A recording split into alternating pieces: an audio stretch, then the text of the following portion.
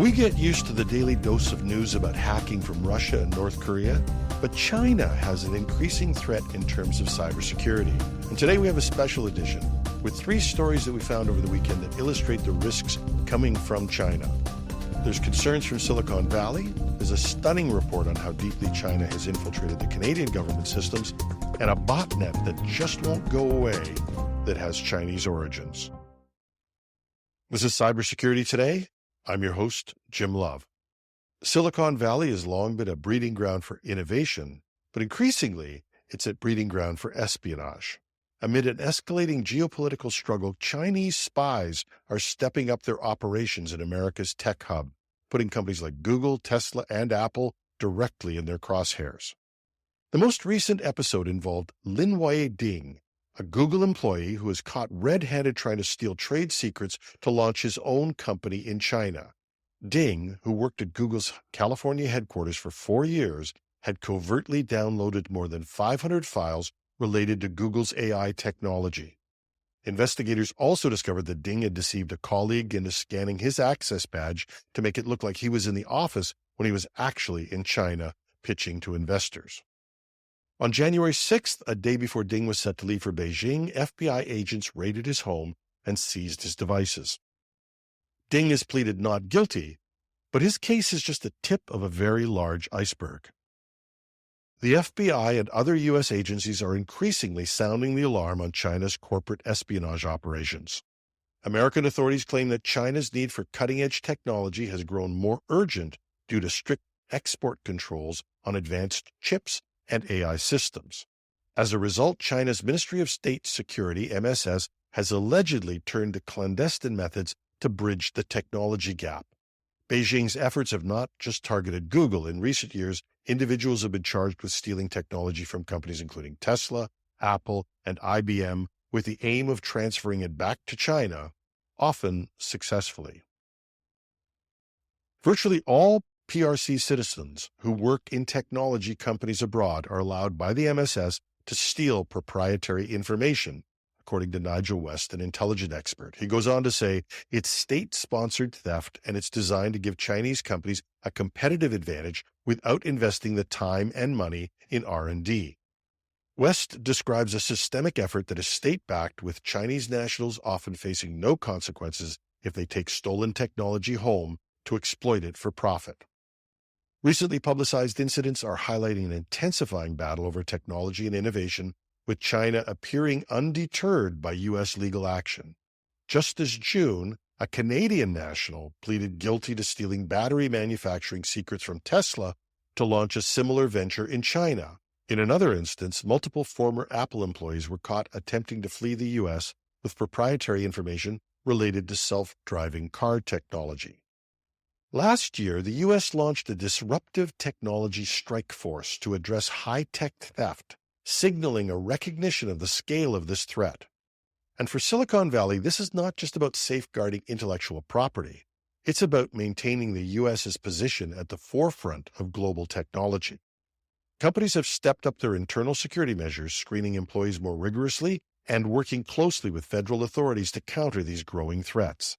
But as Beijing's ambitions grow, Silicon Valley's tech giants are facing an uphill battle in defending themselves against espionage on an unprecedented scale.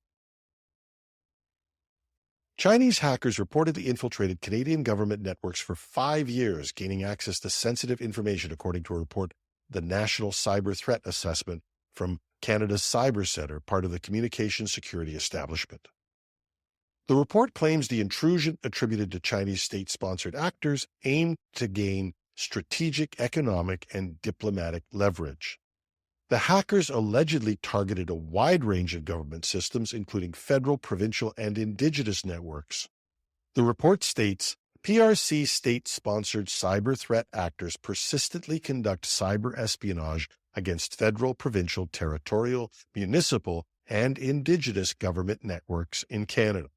Notably, members of the Interparliamentary Alliance on China, who have criticized the Chinese Communist Party, were targeted in 2021 through phishing emails designed to plant trackers on their devices.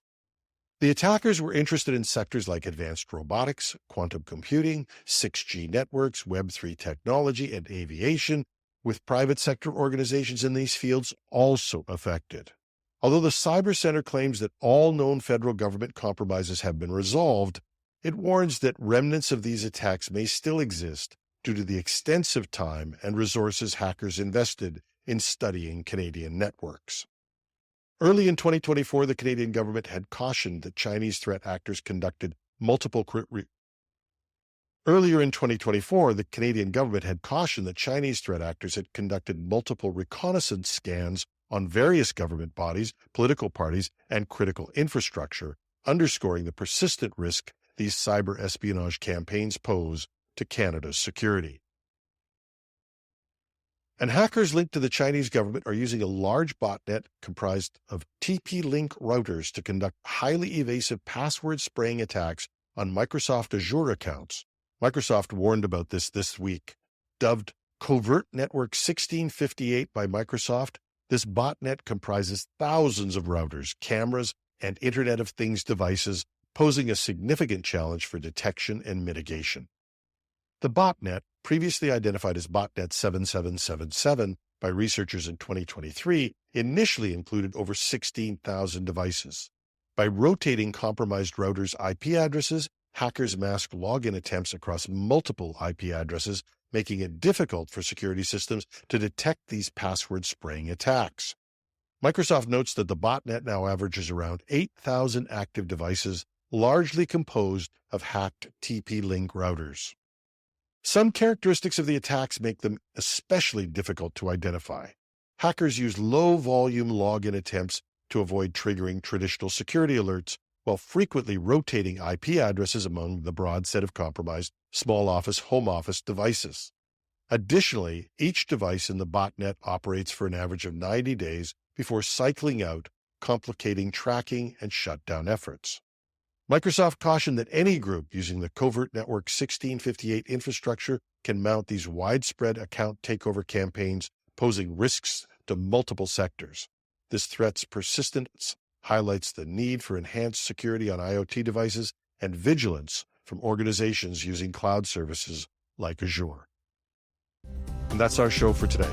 You can find show notes and links to some of the stories on technewsday.com or .ca. Take your pick. I'm your host, Jim Love. Thanks for listening.